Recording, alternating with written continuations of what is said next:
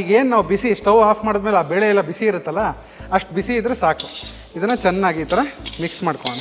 ಸ್ನೇಹಿತರೆ ನೋಡಿ, ಪುಡಿ ಮಾಡ್ಕೊಂಡು ಬಂದಿದ್ದೀವಿ. ಪುಡಿನೇ ಹಾಗೇ ಒಳ್ಳೆ ಘಮ ಘಮ ಘಮ ಅಂತಿದೆ, ತುಂಬ ಅದ್ಭುತವಾಗಿದೆ. ಒಳ್ಳೆ ಚಟಪಟ ಅಂದ ತಕ್ಷಣ ಇದಕ್ಕೆ ಒಗ್ಗರಣೆ ಹಾಕಿ ಅನ್ನಕ್ಕೆ, ಬಿಸಿ ಬಿಸಿ ಅನ್ನಕ್ಕೆ ಕಲಿಸ್ಬೋಣ. ಕರಿ ಪುಡಿ ಅನ್ನ ಬಿಸಿ ಬಿಸಿಯಾಗಿ ರೆಡಿ ಇದೆ. ಬಾಯಿಗೆ ಇಟ್ಟ ತಕ್ಷಣ ಬೇಳೆಗಳ ಫ್ಲೇವರು ಗಮ್ಮನತ್ತೆ.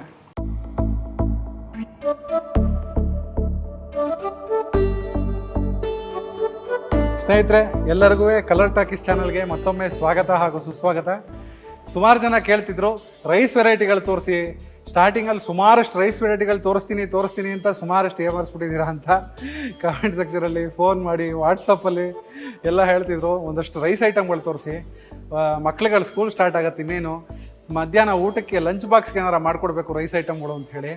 ಇವತ್ತು ಪೌಷ್ಟಿಕ ಆಹಾರ ಮತ್ತು ಇದೊಂದು ಪುಡಿ ಮಾಡಿಟ್ಕೊಂಡ್ರೆ ನಿಮಗೆ ರಾತ್ರಿ ಹೊತ್ತು ಅನ್ನ, ಬಿಸಿ ಅನ್ನ ಇದ್ದರೆ ಒಂಚೂರು ಪಟ್ಟಂತ ಒಂಚೂರು ಎಣ್ಣೆ ಹಾಕ್ಕೊಂಡು ಕಲಿಸ್ಕೊಂಡು ತಿನ್ನೋಕ್ಕೆ ಬಹಳ ಚೆನ್ನಾಗಿರುತ್ತೆ.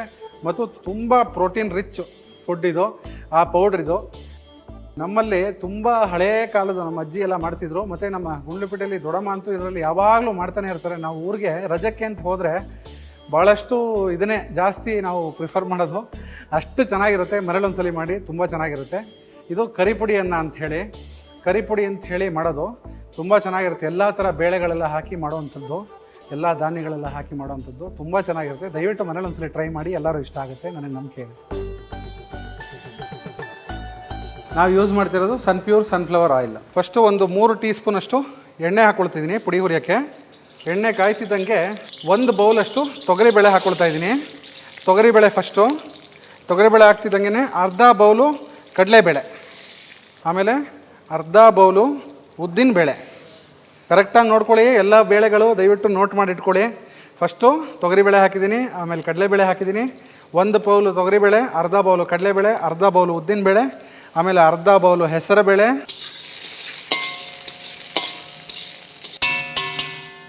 ಆಮೇಲೆ ಹುರುಳಿ ಕಾಳು, ಅರ್ಧ ಬೌಲು ಹುರುಳಿ ಕಾಳನ್ನ ಹಾಕ್ಕೊಂಡಿದ್ದೀನಿ. ಅರ್ಧ ಬೌಲಷ್ಟು ಗೋಧಿನ ನೋಡಿ, ಅರ್ಧ ಬೌಲಷ್ಟು ಗೋಧಿನ ಹಾಕ್ಕೊಂಡಿದ್ದೀನಿ. ಇದಿಷ್ಟು ಇವಾಗ ಚೆನ್ನಾಗಿ ಸಣ್ಣ ಉರಿಲಿ ಚೆನ್ನಾಗಿ ಹುರ್ಕೋಬೇಕು. ಚೆನ್ನಾಗಿ ಒಳ್ಳೆ ಗೋಲ್ಡನ್ ಬ್ರೌನ್ ಕಲರು ಬರೋ ಥರ ಹುರ್ಕೋಬೇಕು. ಬಿಸ್ಕೆಟ್ ಕಲರ್ ಇರಬೇಕಿದು. ಆ ಥರ ನಿಧಾನ ಈ ಥರ ಹುರ್ಕೊಳ್ಳಿ. ಅಕಸ್ಮಾತ್ ನೀವು ಒಂದೇ ಬಾಣಲಿಗೆ ಹಾಕ್ಕೊಂಡು ಇಷ್ಟೊಂದು ಪದಾರ್ಥಗಳು ಹುರಿಯೋಕ್ಕಾಗಲಿಲ್ಲ ಅಂತ ಹೇಳಿದ್ರೆ ಏನು ಯೋಚನೆ ಮಾಡಬೇಡಿ.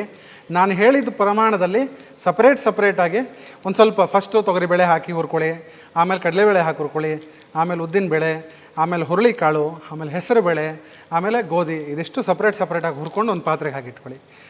ನೋಡಿ, ಇದು ಒಂದು 60 ಭಾಗ ಫ್ರೈ ಆಗಿದೆ. ಈ ಸಮಯದಲ್ಲಿ 1.5 ಟೇಬಲ್ ಸ್ಪೂನಷ್ಟು ಮೆಂತ್ಯ ಹಾಕ್ಕೊಳ್ತಾ ಇದ್ದೀನಿ. 1.5 ಟೇಬಲ್ ಸ್ಪೂನಷ್ಟು ಮೆಂತ್ಯ, 2 ಟೇಬಲ್ ಸ್ಪೂನಷ್ಟು ಜೀರಿಗೆ, 2 ಟೇಬಲ್ ಸ್ಪೂನಷ್ಟು ಜೀರಿಗೆ ಹಾಕ್ತಾಯಿದ್ದೀನಿ. ಆಮೇಲೆ 2 ಟೇಬಲ್ ಸ್ಪೂನಷ್ಟು ಕಾಳು ಮೆಣಸು. ಇದನ್ನು ಹಾಕಿ ಚೆನ್ನಾಗಿ ಹುರ್ಕೋಬೇಕು. ಹಿಂಗೆ ನೋಡಿ, ಇದೆಲ್ಲ ಚೆನ್ನಾಗಿ ಫ್ರೈ ಆಗಿದೆ. ಈಗ ಈ ಸಮಯದಲ್ಲಿ ಚೆನ್ನಾಗಿ ಒಂದು ಅರ್ಧ ಮುಷ್ಟಿಯಷ್ಟು ಕರ್ಬೇವಿನ ಸೊಪ್ಪನ್ನು ಹಾಕ್ಕೊಳ್ತಾ ಇದ್ದೀನಿ. ಕರ್ಬೇವಿನ ಸೊಪ್ಪು ಒಳ್ಳೆ ರುಚಿ ಕೊಡ್ತಿದ್ದಕ್ಕೆ. ಗುಂಟೂರು ಮೆಣಸಿನ್ಕಾಯಿನ ಹಾಕ್ಕೊಳ್ತಿದ್ದೀನಿ ಖಾರಕ್ಕೆ. ನೀವು ಖಾರ ಇಷ್ಟಪಡೋರಾದರೆ ಜಾಸ್ತಿ ಹಾಕ್ಕೊಳ್ಳಿ, ಖಾರ ಯಾರಿಗೆ ಇಷ್ಟ ಇಲ್ವೋ ಅವರು ಸ್ವಲ್ಪ ಕಮ್ಮಿ ಹಾಕ್ಕೊಳ್ಳಿ. ನಾನು ಒಂದು 12ರಿಂದ 15 ಗುಂಟೂರು ಮೆಣಸಿನ್ಕಾಯಿನ ಹಾಕ್ಕೊಳ್ತಿದ್ದೀನಿ ಇದಕ್ಕೆ. ಈಗ ಸ್ಟವ್ನ ಆಫ್ ಮಾಡ್ಕೊಳ್ಳೋಣ. ಇದೆಲ್ಲ ಚೆನ್ನಾಗಿ ಫ್ರೈ ಆಗಿದೆ. ಸಣ್ಣ ಉರಿಲಿ ಚೆನ್ನಾಗಿ ಹುರಿದಿದ್ದೀವಿ. ಕರ್ಬೇವಿನ ಸೊಪ್ಪು ಚೆನ್ನಾಗಿ ಗರ್ಗರಿ ಆದ ತಕ್ಷಣ ಚೆನ್ನಾಗಾಗಿದೆ. ಮತ್ತು ಬ್ರೌನ್ ಕಲರ್ ಆಗಬೇಕು, ಎಲ್ಲ ಬೇಳೆಗಳು ಒಂದೊಳ್ಳೆ ಬಿಸ್ಕೆಟ್ ಕಲರ್ ಆಗಬೇಕು. ಆಗಿದೆ. ಈಗ ಸ್ಟವ್ ಆಫ್ ಮಾಡ್ಕೊಳ್ಳೋಣ. ಸ್ಟವ್ ಆಫ್ ಮಾಡ್ಕೊಂಡ್ಮೇಲೆ ಒಂದು ಅರ್ಧ ಹೋಳು ಕೊಬ್ಬರಿಯನ್ನು ತುರಿದಿಟ್ಕೊಂಡಿದ್ದೀನಿ. ಚೆನ್ನಾಗಿರೋ ಕೊಬ್ಬರಿ ತೊಗೊಳ್ಳಿ, ಯಾಕಂದರೆ ಇದು 15ರಿಂದ 20 ದಿವಸ ಈ ಪುಡಿ ಇಟ್ಕೋಬೇಕು ನೀವು. ಚೆನ್ನಾಗಿರೋ ಕೊಬ್ಬರಿ ತೊಗೊಂಡು ಅದನ್ನು ಈ ಥರ ಇದಕ್ಕೆ ಹಾಕ್ಕೊಂಡು ಇದನ್ನು ಚೆನ್ನಾಗಿ ಈಗ ಫ್ರೈ ಮಾಡ್ಕೊಳ್ಳಿ. ಅಂದರೆ ತಿರ್ಗಾ ಸ್ಟವ್ ಹಚ್ಚೋದು ಬೇಡ. ಈಗೇನು ನಾವು ಬಿಸಿ ಸ್ಟವ್ ಆಫ್ ಮಾಡಿದ್ಮೇಲೆ ಆ ಬೇಳೆ ಎಲ್ಲ ಬಿಸಿ ಇರುತ್ತಲ್ಲ, ಅಷ್ಟು ಬಿಸಿ ಇದ್ದರೆ ಸಾಕು. ಇದನ್ನು ಚೆನ್ನಾಗಿ ಈ ಥರ ಮಿಕ್ಸ್ ಮಾಡ್ಕೊಳ್ಳೋಣ. ಆ ಕಾವಿಗೆ ಈ ಕೊಬ್ಬರಿ ಚೆನ್ನಾಗಿ ಫ್ರೈ ಆಗ್ಬಿಡುತ್ತೆ. ನೀವು ಗಟ್ಟಿ ಹಿಂಗೆ ಬೇಕಾದ್ರೂ ಹಾಕೋಬೋದು ಅಥವಾ ಪೌಡ್ರಿಂಗ್ ಬೇಕಾದ್ರೂ ಹಾಕೋಬೋದು. ನಾನು ಪೇಸ್ಟಿಂಗ್ನ ಹಾಕ್ತಾಯಿದ್ದೀನಿ. ಎಣ್ಣೆ ಹಾಕಿ ಹುರ್ಕೊಂಡ್ರೆ ಈಸಿಯಾಗಿ ಹುರ್ಕೋಬೋದು ಸಣ್ಣ ಉರಿಲಿ. ಹಾಗೆ ಡ್ರೈ ರೋಸ್ಟ್ ಮಾಡ್ತೀವಿ ಅಂತ ಹೇಳಿದ್ರೆ ಜಾಸ್ತಿ ಕೈ ಆಡಿಸ್ತಾನೆ ಇರಬೇಕು.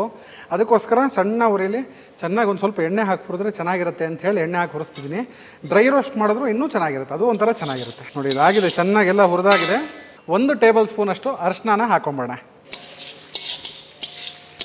ಲಾಸ್ಟಿಗೆ ಮಿಕ್ಸಿ ಮಾಡೋಕ್ಕೂ ಮುಂಚೆ 1.5 ಮುಷ್ಟಿಯಷ್ಟು ಅಂದರೆ ರುಚಿಗೆ ತಕ್ಕಷ್ಟು ಉಪ್ಪನ್ನು ಹಾಕ್ಕೊಳ್ಳಿ. ಈಗ ಇದನ್ನು ಮಿಕ್ಸಿಯಲ್ಲಿ ನೈಸು ಪೌಡ್ರು, ತುಂಬ ನೈಸ್ ಅಂದರೆ ತುಂಬ ನೈಸ್ ಮಾಡಬಾರ್ದು, ಚಿರೋಟಿ ರವೆ ಥರ ಸ್ವಲ್ಪ ತರಿ ಇದ್ದರೆ ತುಂಬ ಚೆನ್ನಾಗಿರುತ್ತೆ, ಬಾಯಿಗೆ ಅವಾಗ ಸಿಗ್ತಾಯಿದ್ರೆ ತುಂಬ ಮಜವಾಗಿರುತ್ತೆ. ಇದನ್ನು ಪೌಡ್ರ್ ಮಾಡಿ ಇಟ್ಕೊಳ್ಳೋಣ. ಸ್ನೇಹಿತರೆ ನೋಡಿ, ಪುಡಿ ಮಾಡ್ಕೊಂಡು ಬಂದಿದ್ದೀವಿ. ಈ ಪುಡಿನೇ ಹಾಗೇ ಒಳ್ಳೆ ಘಮ ಘಮ ಘಮ ಅಂತಿದೆ, ತುಂಬ ಅದ್ಭುತವಾಗಿದೆ. ದಯವಿಟ್ಟು ಮನೇಲಿ ಒಂದ್ಸಲ ಮಾಡಿ, 100% ಇಷ್ಟ ಆಗುತ್ತೆ. ಇದಕ್ಕೆ ಒಗ್ಗರಣೆ ಹಾಕಿ ಅನ್ನಕ್ಕೆ, ಬಿಸಿ ಬಿಸಿ ಅನ್ನಕ್ಕೆ ಕಲಿಸ್ಬೋಣ, ತುಂಬ ಚೆನ್ನಾಗಿರುತ್ತೆ. ದಯವಿಟ್ಟು ಒಂದ್ಸಲ ಟೇಸ್ಟ್ ಮಾಡಿ. ಇದಕ್ಕೆ ಒಗ್ಗರಣೆಗೆ ಸ್ವಲ್ಪ ಕಡಲೆಕಾಯಿ ಎಣ್ಣೆ ಹಾಕ್ಕೊಳ್ತಾ ಇದ್ದೀನಿ. ಸ್ನೇಹಿತರೆ ಇದೇನು ತುಂಬ ಹೊತ್ತು ತೊಗೊಳ್ಳಲ್ಲ ನಿಮಗೆ, ಪಟ್ಟಂತ ಇದು ನೋಡಿ, ಪುಡಿ ಒಂದು ರೆಡಿ ಇದ್ಬಿಟ್ರೆ 2 ಸೆಕೆಂಡು, ಅನ್ನ ಒಂದು ಆದ ತಕ್ಷಣ ಪಟ್ಟಂತ ಇದು ಮಾಡಿ ಕಳಿಸ್ಬಿಡ್ಬೋದು ಪಟ್ಟಂತ ಊಟಕ್ಕೆ, ಚೆನ್ನಾಗಿರುತ್ತೆ ಮಾತ್ರ. ನೋಡಿ 1 ಟೀ ಸ್ಪೂನಷ್ಟು ಸಾಸಿವೆನ ಹಾಕ್ಕೊಳ್ತಾ ಇದ್ದೀನಿ. ಸ್ವಲ್ಪ ಕಡಲೆಕಾಯಿ ಬೀಜ ಅಂದರೆ ಒಂದು 4 ಟೇಬಲ್ ಸ್ಪೂನಷ್ಟು ಕಡಲೆಕಾಯಿ ಬೀಜ ಹಾಕ್ಕೊಳ್ತಾ ಇದ್ದೀನಿ. ಸ್ವಲ್ಪ ಗೋಡಂಬಿ ಹಾಕ್ಕೊಳ್ತಾ ಇದ್ದೀನಿ. ಒಂದು ಅರ್ಧ ಟೀ ಸ್ಪೂನಷ್ಟು ಜೀರಿಗೆ ಹಾಕ್ಕೊಳ್ತಾ ಇದ್ದೀನಿ. ಸ್ವಲ್ಪ ಕರ್ಬೇವಿನ ಸೊಪ್ಪು ಒಗ್ಗರಣೆಗೆ. ಒಳ್ಳೆ ಚಟಪಟ ಅಂದ ತಕ್ಷಣ, ಒಳ್ಳೆ ಗೋಲ್ಡನ್ ಬ್ರೌನ್ ಕಲರ್ ಆದ ತಕ್ಷಣ ಉರಿ ಕಮ್ಮಿ ಮಾಡಿ ಅನ್ನ, ಬಿಸಿ ಬಿಸಿ ಅನ್ನ ಇಟ್ಕೊಂಡಿದ್ದೀನಿ ನಾನು, ಅನ್ನ ಹಾಕ್ಕೊಳ್ತಿದ್ದೀನಿ. ನೋಡಿ, ಅನ್ನ ಹಾಕೊಂಡ ತಕ್ಷಣ ಈ ಪುಡಿ ಹುರಿದು ಪೌಡ್ರ್ ಮಾಡಿ ಇಟ್ಕೊಂಡಿದ್ದೀವಲ್ಲ, ಈ ಪುಡಿಯನ್ನು ಒಂದು 3ರಿಂದ 4 ಟೀ ಸ್ಪೂನಷ್ಟು ಈ ಅನ್ನಕ್ಕೆ ಸೇರಿಸ್ಕೊಳ್ತಾ ಇದ್ದೀನಿ. ನಿಮಗೆ ಖಾರ ಜಾಸ್ತಿ ಬೇಕು ಅಂದರೆ ಪುಡಿ ಸ್ವಲ್ಪ ಜಾಸ್ತಿ ಸೇರಿಸ್ಕೋಬೋದು. ಇದಕ್ಕೆ ಉಪ್ಪೆಲ್ಲ ಹಾಕ್ಬಿಟ್ಟಿರ್ತೀವಿ, ತಿರ್ಗಾ ಇನ್ನೇನು ಉಪ್ಪು ಹಾಕೋ ಅವಶ್ಯಕತೆ ಇಲ್ಲ. ಜಸ್ಟ್ ಇದನ್ನು ಒಗ್ಗರಣೆ ಹಾಕಿ, ಅನ್ನ ಹಾಕಿ, ಈ ಪುಡಿ ಹಾಕಿ ಕಲಿಸ್ಕೊಂಬಿಡೋದು ಅಷ್ಟೇ. ಸ್ಟೌವನ್ನ ಆಫ್ ಮಾಡ್ಕೊಂಬೋಣ. ಬಿಸಿ ಬಿಸಿ ಆದಂಥ ಪ್ರೋಟೀನ್ ರಿಚ್ ರೈಸ್, ಕರಿಪುಡಿ ಅನ್ನ, ಟ್ರೆಡಿಷ್ನಲ್ಲು, ಸುಮಾರು ಹಳೆ ಕಾಲದ್ದು ಕರಿಪುಡಿ ಅನ್ನ ರೆಡಿಯಾಗಿದೆ. ದಯವಿಟ್ಟು ಮನೇಲಿ ಒಂದ್ಸಲ ಮಾಡಿ, 100% ಎಲ್ಲರಿಗೂ ಇಷ್ಟ ಆಗುತ್ತೆ. ಮಕ್ಕಳು ಹಾಗೆ ಬಿಸಿ ಬಿಸಿ ತುಪ್ಪ ಹಾಕ್ಕೊಂಡು ಕಲಿಸ್ಕೊಂಡು ತಿಂತಿದ್ರೆ ಆರೋಗ್ಯನೂ ಚೆನ್ನಾಗಾಗುತ್ತೆ, ಮತ್ತು ಮಕ್ಕಳು ಚೆನ್ನಾಗಿ ಬಿಗಿಯಾಗಿ ಊಟ ಮಾಡ್ತಾರೆ, ಚೆನ್ನಾಗಿರುತ್ತೆ. ಕರಿಪುಡಿ ಅನ್ನ ಬಿಸಿ ಬಿಸಿಯಾಗಿ ರೆಡಿ ಇದೆ, ಘಮ ಘಮ ಅಂತಿದೆ. ಸರ್ವ್ ಮಾಡ್ಕೊಂಬೋಣ.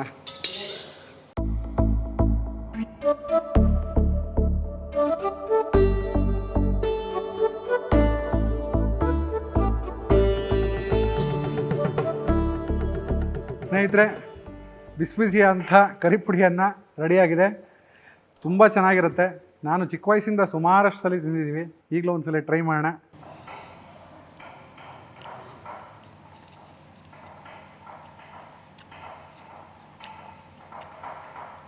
ಒಳ್ಳೆ ಖಾರವಾಗಿದೆ, ತುಂಬ ಖಾರನೂ ಇಲ್ಲ, ತುಂಬ ಸಪ್ಪೆನೂ ಇಲ್ಲ.